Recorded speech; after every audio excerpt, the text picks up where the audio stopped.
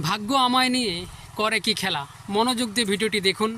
সেই দুর্গাপূজা থেকে জগদ্ধাত্রী ব্যবসা ছিল ডাউন, পাড়ায় পাড়ায় রাস্তাঘাটে খালি মাইকের সাউন্ড। ভেবেছিলাম পূজা পার্বণ হয়ে গেছে শেষ, এবার ব্যবসা করব বেস্ট। হঠাৎ করে দুম করে এসে পড়ল এসআইআরের ফর্ম, পাবলিকের মাথা আছে গরম। টাইমে ফিল আপ করে দিতে হবে জমা, নেই তো সরকার করবে না ক্ষমা।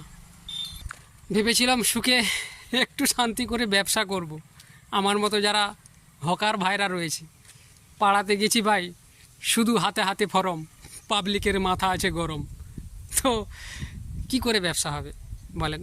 প্রত্যেকটা ব্যবসা ডাউন চলছে। এমনি তো পূজার সময় প্রচুর পরিমাণে ডাউন ছিল, মেলাঘাট চারিদিকে পূজা চলেছে।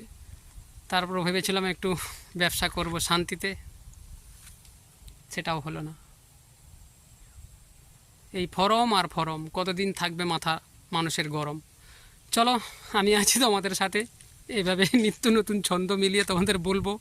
মনে আছে অনেক দুঃখ, অনেক ব্যথা, তারপরেও তোমাদের সাথে আমি হেসে খুশি বলি কথা, মানে হাসি খুশি থাকি আর কি।